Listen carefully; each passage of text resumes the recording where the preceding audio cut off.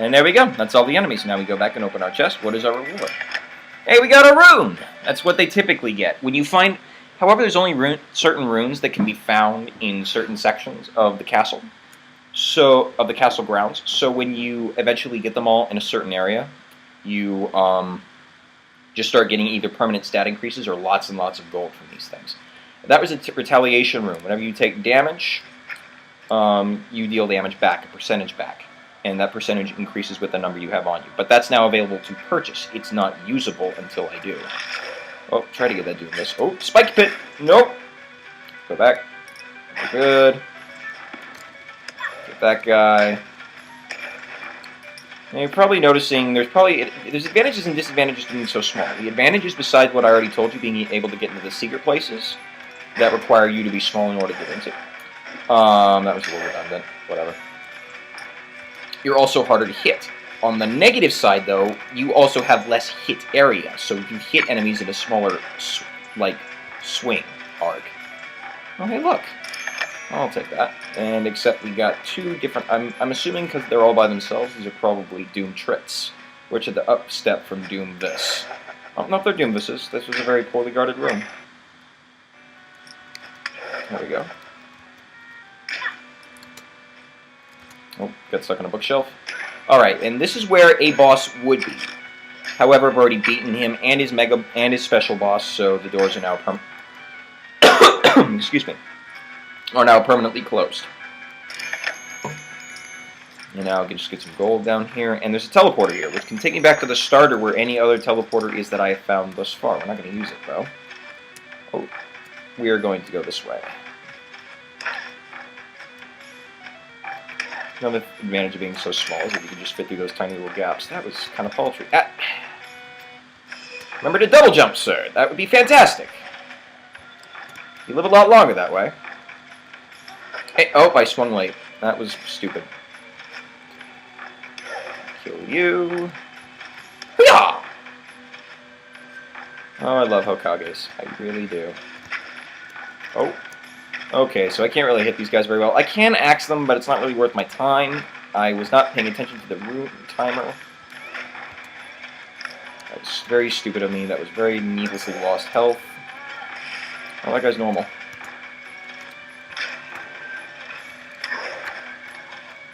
I tried to be a little smooth there. It didn't work. Oh well. Oh, here's a transition area. Transition areas are generally a teleporter with two statues, one that guaranteed drops health, the other guaranteed drops mana points. And generally they're in a transition area. If you remember how the map looked at the beginning, we're going more to the right of the castle, so the next area over is the Forest Abkanzia. Which I can still one-shot a lot of things in this area, but some cases I can't. There is a chest in there, so I'm going to clear this real quick.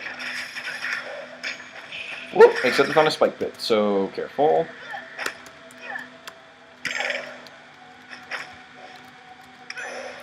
I can one-shot a lot of these guys still, but some of them start resisting.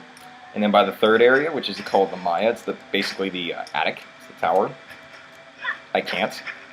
Oh, careful there. Alright, dodge that. And I'm going to have to run by this chest. Open it. Oh, apparently I derped that. And then we go back. Fly up, and actually, let's go back.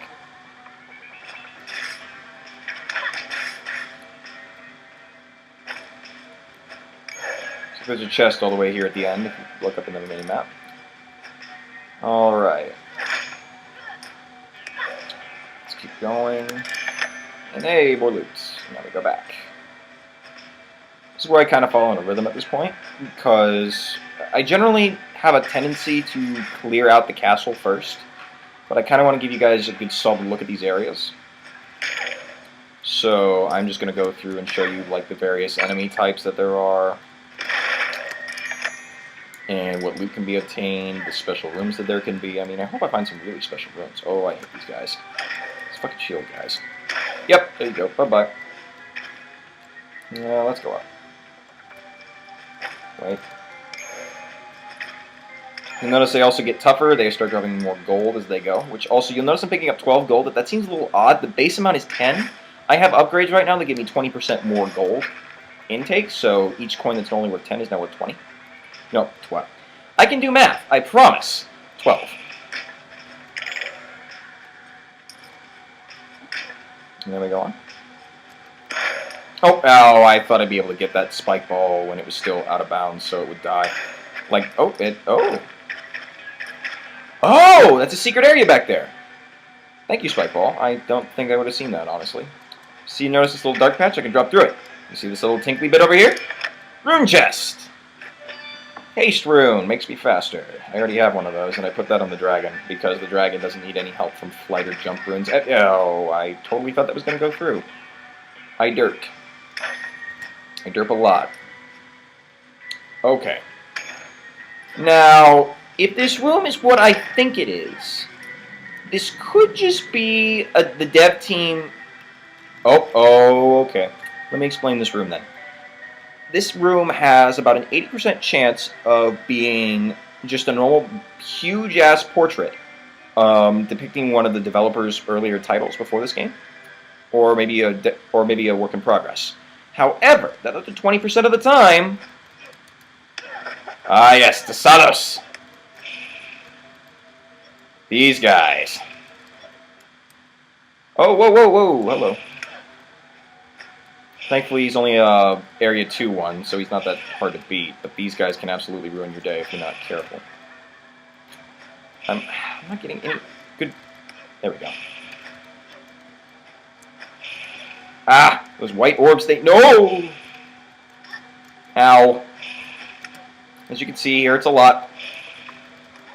Ah! Oh! Well, I guess, yeah, I sucked that up. I sucked that up a lot. The moment I'm on friggin' camera.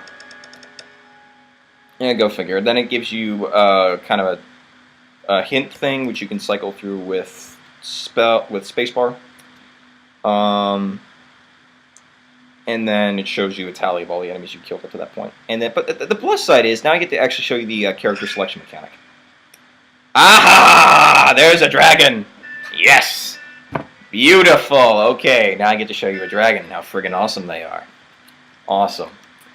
But now you'll notice you get a choice of 3 heirs, which for the record, these are the heirs that I've left behind. These are all of my runs. I'm going to show you something. Yeah, notice the date, how we are technically in the future right now. The game starts in like the year 1000. So I've done a lot. And each character lives about 30 to 40 years, so... You know, I've been playing this game for a little bit. So let me go through what's here right now. I would show you the reroll, which is up there in the corner, which you can pay for. That's not something you get at the game. That's an upgrade you pay for, so you can re-roll your children once and get a different selection. But now I'm just going to go through what's here. This is Lady Sonia, another Hokage. Fast hero, deal massive. You already know about that. Peripheral artery disease, no foot pulse. Now, this sounds kind of bad, but do you remember those spike pits I was walking over, those spike traps? Those activate by proximity to people that have pulses. They do not activate for undead. Thusly, if you do not have a foot pulse, they do not activate for you. This essentially makes you immune to floor spikes. It'd be nice. Also, Dagger is a very decent spell. Fires a dragon directly in front of you. It's probably one of the most damaging spells in the game, but simultaneously, it's just a linear shot. You can't hit multiple people with it. It's a magic damage dealing spell. Derpy derpy derp. All day, every day. Sir Gouda, the dragon, Corporalia, and you'll notice he has like cursing symbols. I looked this one up on the internet. This means that you have a tendency to curse. It's what people tend to think Tourette's actually is, but it isn't. Corporalia is just kind of a more specialized thing where you tend to curse a lot, even though you don't mean it. And then also has peripheral artery disease, so that just makes this dragon that much better. I have nuts, and then there's Dragon Fire, which is your only attack. It's shoot fireballs, which costs mana, but you do regenerate that mana at the same time, so it's not so bad. And then the bottom, we have, another Hokage. Stereo Blind and Endomorph is kind of funny. Endomorph is good because you don't get knocked back nearly as far by hits. There's the axe again. Stereo Blind, you can't see in 3D. What does this mean for a 2D game? Well, this means... Did you see me changing direction and how it just seems kind of instant? If you're stereo blind, you kind of flip back and forth like it's a piece of paper flipping. Like if you've ever seen Paper Mario, Super Paper Mario, and stuff like that. You flip around like that. It's actually kind of funny. But you know what? No. I have a chance to show you, ladies and gentlemen, the dragon, so I'm going to take that. Yes, I am sure. I'm definitely sure. And then it takes you directly back to this. We've got 3,099 gold. We could spend that quite a few places. I'm feeling like, just to show you, I'm going to spend that on some magic damage there, and the 12, 14 remaining. Actually, I'm upgraded so far. Can I even spend that anywhere? Or is that too little? It might be too little. I've upgraded so much. I don't think... Oh, yeah, no. 12, 14 is not enough. How about that? Alright. So now... Fireball. These deal a lot more damage than they used to when I first picked up Dragon. Now when I press spacebar, you don't jump, but you immediately start flying. And you can stay flying so long as you don't get hit. So you can just stay like this even on the ground, see? And then just keep going. This is incredibly useful.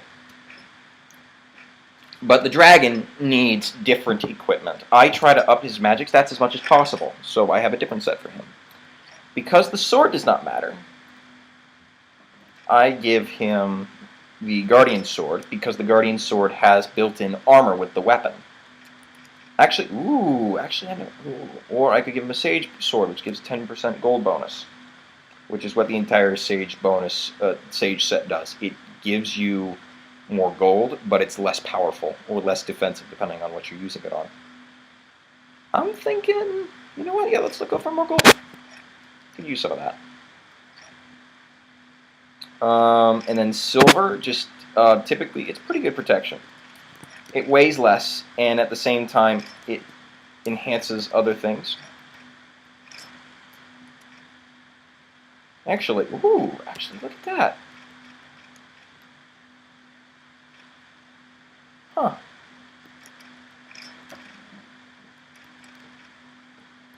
The Ranger gives more. Okay, never mind. Fuck that then. We're going to the Ranger. We're going to stay on the Ranger. You don't need... no. Let's do that. Well, and that's another thing. Because this dragon uses spells, inherently, it cannot crit.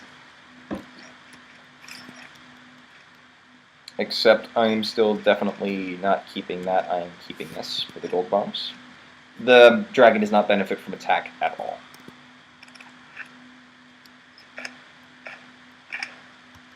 See, damage does not change despite my changing sword.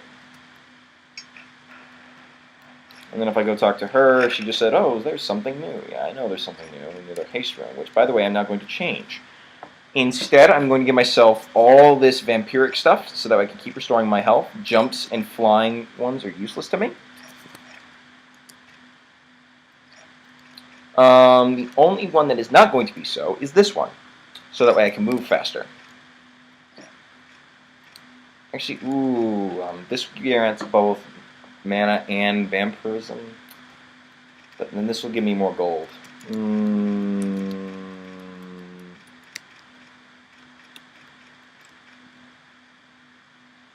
Survivability. I've already got a gold. No, we got a gold bonus thing. Let's capitalize on that. Woo! I can fly! Woohoo! Okay. Now to talk to this guy again. So you give Sharon 80% of your money. There goes 971 gold, because we with just a little bit more than I entered the castle with last time. So that actually technically made profit, even after buying an upgrade. So, you know, I'll take that.